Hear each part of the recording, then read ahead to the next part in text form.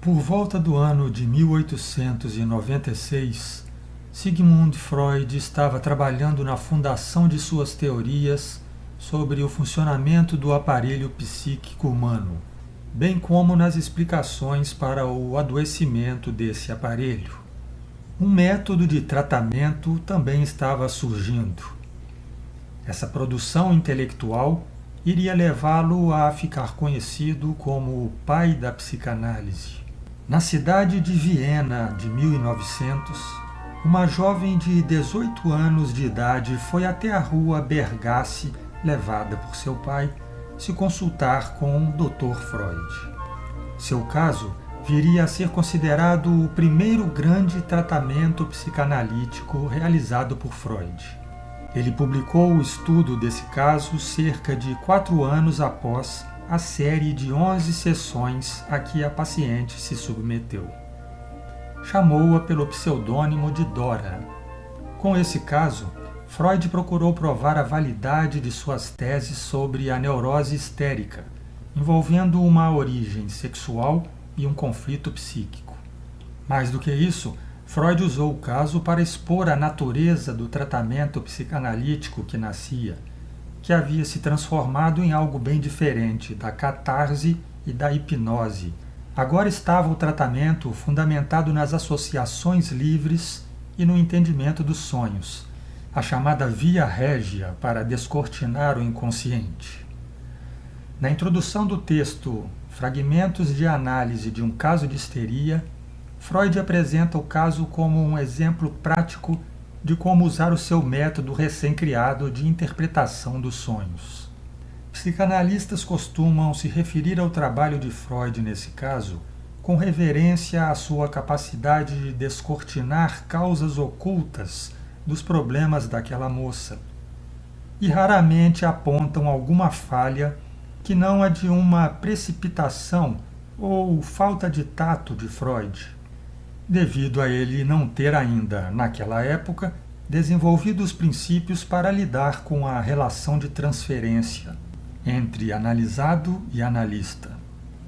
No entanto, Ida Bauer, o nome verdadeiro de Dora, não ficou nada satisfeita com o atendimento de Freud e o abandonou após menos de 3 meses. Vamos agora examinar o caso sob outro ponto de vista? Como seria se Dora tivesse se submetido a uma terapia psicológica moderna?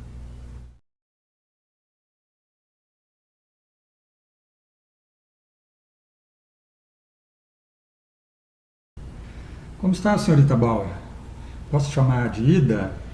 À vontade. Pois então. Ao marcar a consulta, você me disse que desejava apenas uma segunda opinião a respeito de um diagnóstico que você já recebeu. Achei que você foi bem direta na sua abordagem. De fato, é uma característica minha ser prática. E, sendo sincera, depois da experiência que tive, fiquei meio ressabiada com esse tipo de atendimento.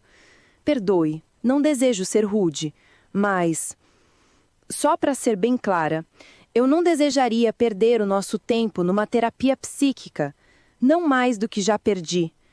Não estou desfazendo do seu trabalho, apenas é que não é para mim. Não tem problema. Sinceridade é uma das coisas que nós desejamos aqui. Mas o que você quis dizer com esse tipo de abordagem? Pois então, talvez eu seja uma paciente incomum, já que eu não desejo uma consulta convencional. Na verdade, já me consultei com um médico que está sendo considerado o maior talento para tratar de questões nervosas. E, francamente, foi uma lástima. Então, eu apenas gostaria de expor ao senhor a minha situação para que o senhor me fornecesse uma segunda opinião profissional. Não acho que eu seja histérica. Então você está me dizendo que você passou por uma terapia psíquica com um médico e não gostou da experiência. E foi esse médico que disse que você seria histérica? Sim, disse isso e um monte de outras coisas a meu respeito com as quais não concordei nem um pouco. Então fico me perguntando, será que eu sou louca ou na verdade ele é que é? Mas dizem que a tal psicanálise é a grande descoberta do momento, não é? Ah, sim, você estava então em terapia psicanalítica. Eu não sei se a senhorita sabe, mas eu não sou psicanalista, sou psicólogo. Eu trabalho com outros tipos de abordagens psicológicas. Outro tipo de mentalista, então. Pode ser justamente o que eu preciso para uma segunda opinião. Pois então, me explique o que aconteceu. Bem, eu sou a filha mais nova de um casal de Viena. Meu pai é um industrial, bastante abastado, devo dizer. Não sei se essa parte importa ao senhor. Meu pai é um homem doente e, por conta desses problemas de saúde, nos mudamos de Viena, onde nasci, para uma região tranquila. Lá passei minha infância. Desculpe, o que o senhor está fazendo enquanto eu falo? Eu estou apenas tomando nota, para não esquecer os pontos principais do seu relato. Te incomoda se eu fizer isso? Não, de forma alguma. É que o Dr. Freud não tomava nota de nada. Dr. Freud? Foi com ele que eu me tratei por 3 meses. Dr. Sigmund Freud. Creio que o senhor já tenha ouvido falar dele. Já ouvi sim. Pois então, aconteceu assim. Meu pai contava 35 anos quando foi a ele diagnosticada tuberculose. O médico recomendou que ele procurasse ares mais puros e nos mudamos para o Tirol, local paradisíaco, devo dizer. Foi lá que, aos meus 8 anos de idade, tive o meu primeiro ataque de falta de ar, coisa que volta e meia me acomete de novo. Bem, o meu pai contraiu sífilis na juventude e quando eu estava com 12 anos, a doença dele piorou. Ele teve uma crise, ficou confuso e paralisado temporariamente. Havia um homem, comerciante, amigo de meu pai, chamado Hans Elenka, um sujeito bem conceituado, que na verdade era um mulherengo. Foi ele que recomendou que meu pai fosse a Viena se consultar com o Dr. Freud para tratar a sífilis. Meu pai retornou para nossa casa com uma série de recomendações de cuidado com sua saúde. E veja só quem foi se incumbir de cuidar do meu pai. Pepina, a esposa de Hans. Ela é enfermeira, alguma coisa assim? Que nada. Nem sei como eles chegaram a tal combinação. De certo devido à falta de atitude da minha mãe. O que há com a sua mãe? Minha mãe é uma mulher simples, pouco instruída. Ela só ficou sabendo depois do casamento que meu pai havia contraído sífilis. Acho que foi por isso que ela desenvolveu uma obsessão por contaminação e uma mania de limpeza. Isso tornou a vida lá em casa um tanto penosa. Ela parece estar mais preocupada com seu problema de prisão de ventre e não deixar nenhum resíduo de sujeira em lugar nenhum do que com a saúde emocional dos filhos ou cuidados com o marido. Ah, você tem irmãos, então? Tenho um irmão, Otto. Ele é pouco mais velho que eu, um rapaz muito inteligente. Acredita que ele escreveu aos 9 anos de idade uma peça de teatro sobre Napoleão? Ah, mesmo? Pode continuar. Bom, o caso é que meu pai parece que não é muito satisfeito com o casamento com minha mãe e Pepina sofre com as infidelidades do Hans. O senhor entende onde quero chegar? Acho que sim, acho que estou entendendo. Então a situação estava assim. Meu pai e Pepina ficaram mais amigos do que deveriam. Hans ficava correndo atrás de saias pelas redondezas e minha mãe ficava em casa com suas neuroses. Tá, mas qual é o seu lugar nessa história? Eu não tinha ainda 14 anos, mas já usava saias. Você quer dizer então que o Hans se interessou por você? Acredita que o traste me atraiu até a loja dele e de surpresa me agarrou e me beijou nos lábios? Eu fiquei com ódio e com nojo. Quando consegui, empurrei-o e saí de lá às pressas. Você contou seus pais? Não, Por que não? não sei bem. Achei que falar com minha mãe não iria adiantar nada. Fiquei meio constrangida de contar ao meu pai. De qualquer modo, eu achei que não iria se repetir e que nós poderíamos agir como se nada tivesse acontecido. E você continuou tendo contato com Hans? Era inevitável. Nessa época, eu tomava conta dos filhos deles. Eram 2 crianças. Hans viajava com frequência, ficava uns dias fora. Pepina e eu acabamos nos tornando amigas. Creio que, cerca de 1 ano depois, eu tive nova crise de asma. Também tinha uma tosse persistente e praticamente perdi a voz. Meu pai me levou até a casa do Dr. Freud, que imediatamente me diagnosticou com uma neurose e sugeriu que eu começasse um tratamento psíquico com ele. Mas a minha asma cedeu e deixamos de nos preocupar. Em vez disso, eu e meu pai fomos passar uns tempos com a família Zelenka. Eu ainda não tinha completado 16 anos. Um dia, quando eu e Hans estávamos passeando em torno do lago, ele me assediou outra vez. Eu não tolerei um abuso dele novamente. Dei nele uma bofetada e desatei a correr, feito uma doida. E dessa vez, aí você contou pro seu pai? Contei para minha mãe quando chegamos em casa e ela contou a meu pai. Ele foi pedir explicações a Hans, mas o crápula negou tudo e ainda teve o desplante de me acusar de estar perturbada. Disse que eu estava excitando a minha mente com livros eróticos e que por isso tinha inventado a cena do lago. Você tinha tido algum contato com esses livros eróticos? Sim, Pepina tinha me emprestado alguns, mas posso assegurar que não inventei nada. Não, tudo bem, eu só perguntei para esclarecer esse detalhe. Não tem problema se você tiver lido. Mas em seguida, como que o seu pai reagiu a isso? Acreditou em Hans. Imagino que ele não quisesse correr o risco de perder a liberdade com Pepina. Então você acha que eles fizeram uma espécie de acordo silencioso, de um fingir que não estava vendo as liberdades que o outro tomava? Exatamente. Se você se engraça com minha mulher, eu posso me engraçar com sua filha. Nas festas de fim de ano, Hans me assediou novamente. Eu exigi que meu pai rompesse todas as relações com a família dele, mas de nada adiantou. Eu fui sacrificada no altar da tranquilidade das 2 famílias. E pelo jeito você não tinha como manter distância deles, né? Já que as 2 famílias estavam aí com esse nível de proximidade. Para o senhor ter uma ideia, quando a minha tia preferida faleceu, eu retornei a Viena. Foi até nessa época que tive uma crise de apendicite. Alguns meses depois, minha família toda voltou a se instalar em Viena. Eu achei que assim iria voltar a ter paz, mas sabe quem, apenas 3 semanas depois, também veio? O casal Zelenka. Isso foi o fim para mim. Eu estava revoltada, brava com meu pai, permanentemente importunada pela minha mãe, e, com a morte da minha tia, eu não tinha quem recorrer.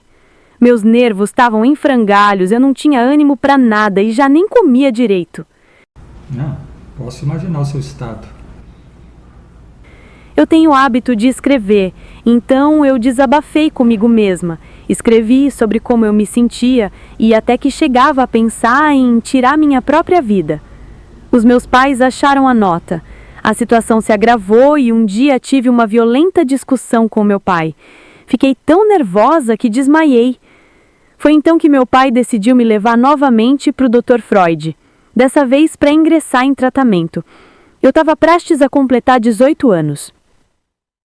Foi o meu pai que insistiu para que eu me tratasse com o Dr. Freud, que estava sendo muito falado em Viena como o descobridor de uma nova forma de tratamento para problemas iguais aos meus. Diziam que ele tratava dessas manifestações físicas apenas conversando com as mulheres. Pelo que sei, ele continua muito falado. Não, com certeza continua assim. O senhor conhece o Dr. Freud? É amigo dele? Não. Eu conheço, mas não sou amigo dele, não.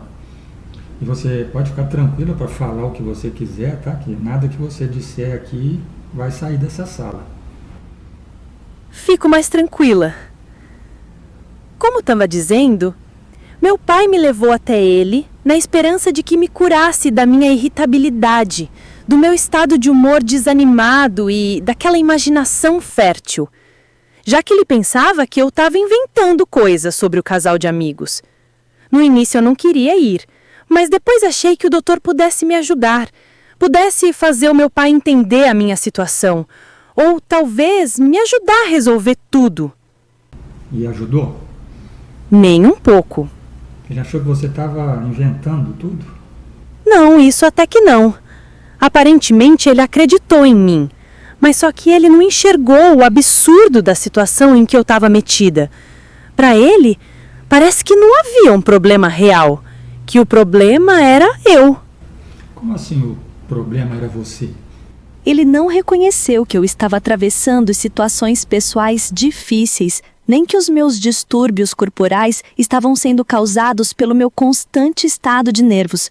Em vez disso, fez toda uma sorte de interpretações, como direi, lascivas sobre esses problemas. Que problemas corporais eram esses? Uma ausência de voz, uma tosse persistente, uma falta de ar angustiante e uma apendicite. Também uma pequena dificuldade no meu andar.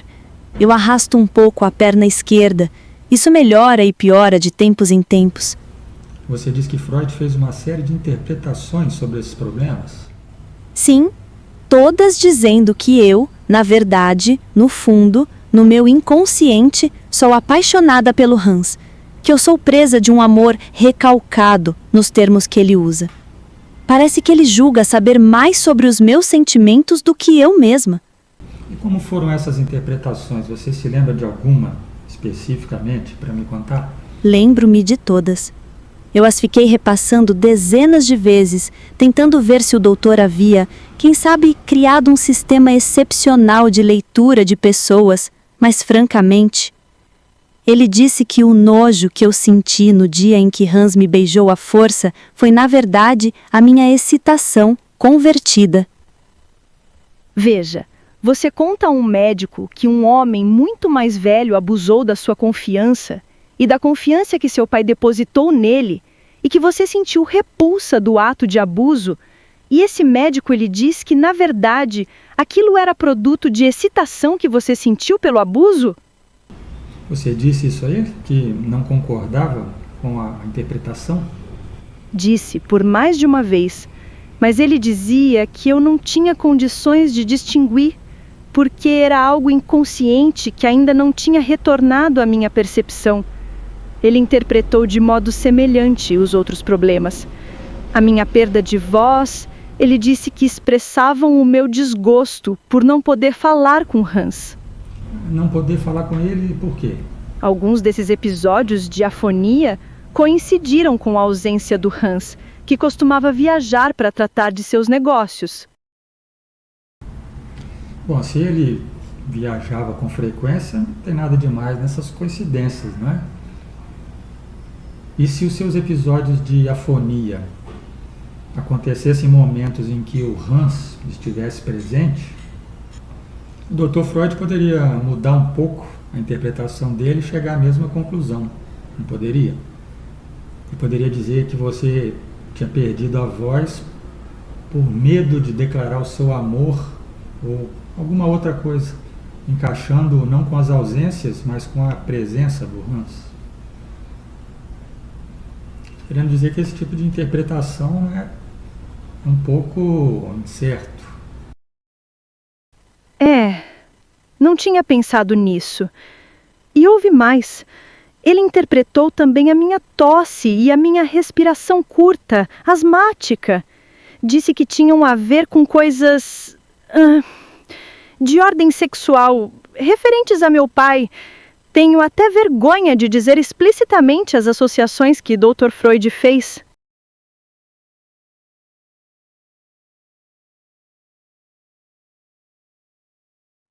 Então ele fez alguns tipos de interpretações relacionadas ao Hans e outras relacionadas ao seu pai. Sim, que no meu entendimento eram basicamente a mesma coisa, pois ele também me ensinava que Hans era uma espécie de substituto do meu pai. No meu inconsciente, era um objeto de amor substituto da figura do meu pai. E você sabe como que ele chegou a essa conclusão de que suposto amor recalcado pelo Hans derivava de outro amor anterior recalcado pelo seu pai? Quer dizer, por que o amor recalcado pelo Hans não podia existir por si mesmo? Eu não estou concordando que você sentia um amor recalcado por nenhum dos dois, tá? Estou só tomando isso como uma hipótese para tentar entender o que ele dizia. Apenas tentando entender o raciocínio dele. E ver também se você entendeu o raciocínio, se ficou claro para você. Aparentemente, o Dr. Freud pensa que tudo o que acontece na vida de uma mulher tem a ver com o que ela sentia pelo pai na infância. Pelo fato de Hans ter quase a mesma idade de meu pai, acho que ficou evidente para ele fazer essa associação. E ele fez algumas deduções também.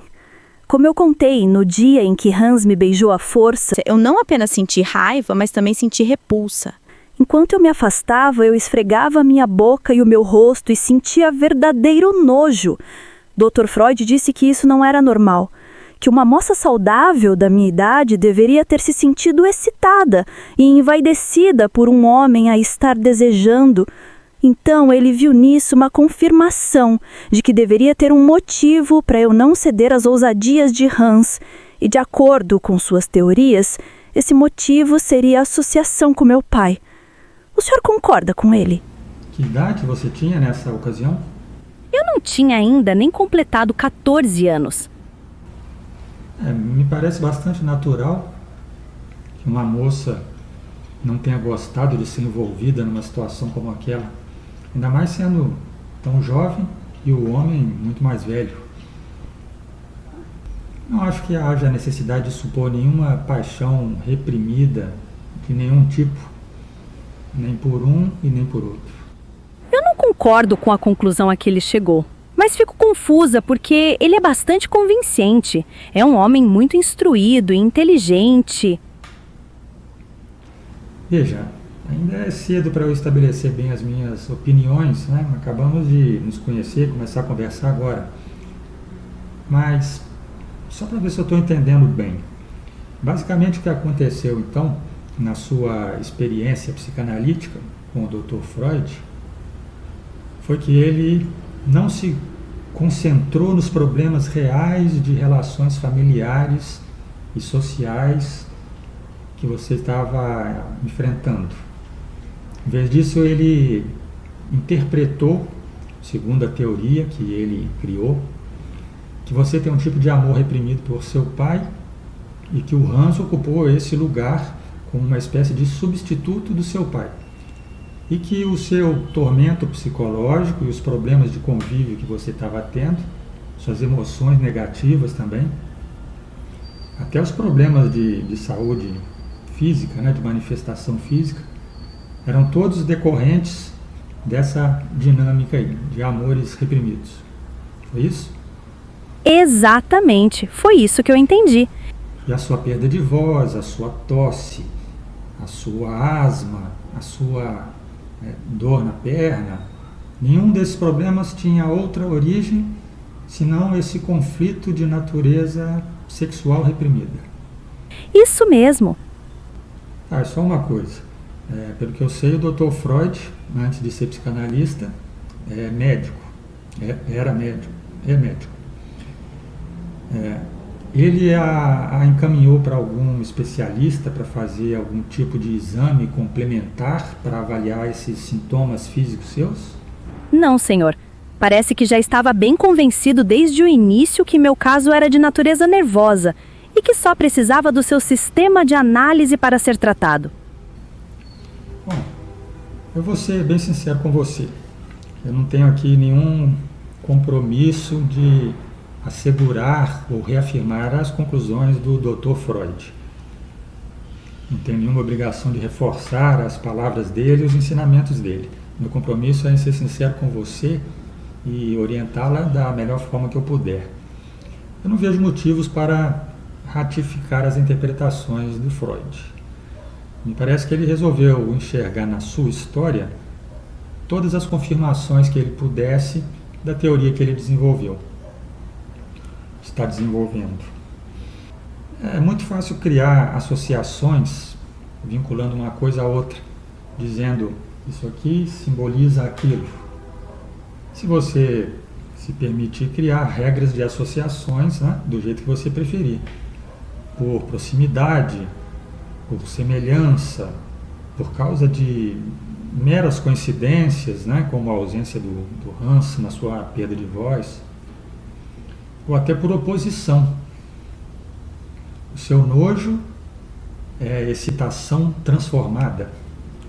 Por que seria, né? Só porque ele imaginou desse modo? Só porque a teoria dele o leva a pensar que uma moça comumente se apaixona pelo pai e que outro homem pode ser o substituto dessa figura e que praticamente qualquer sintoma pode ser decorrente de impulsos sexuais reprimidos. Novamente, por quê? Não poderia ser outra coisa?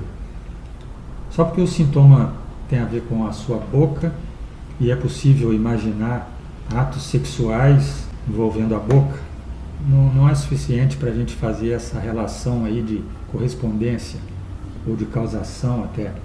Isso é muito duvidoso, né? De fato, agora que ouço o senhor apresentando outros pontos de vista, me parece que se pode concluir o que quiser a partir dessas interpretações de sintomas. Isso faz eu me sentir mais aliviada. Para mim faz muito mais sentido pensar que você estava sofrendo forte e prolongado estresse. E por isso desenvolveu alguns sintomas físicos. Nessa parte eu concordo, faz sentido. Mas tem que ressaltar que, na verdade, parte desses sintomas, alguns desses sintomas físicos, talvez nem tenham a ver com a situação estressante que tomou conta da sua vida. O que o senhor quer dizer? Talvez algum desses sintomas sejam decorrentes de doenças orgânicas mesmo. Por exemplo, o meu passo. O que tem, seu passo? O meu andar arrastado, que mencionei. Lembra que eu disse que tive apendicite? Desde então passei a arrastar um pouco a perna. Dr. Freud também interpretou isso. Disse que representava um passo em falso, ou seja, que inconscientemente eu desejava ardentemente me entregar ao Hans. Até uma sequela de apendicite ele interpretou?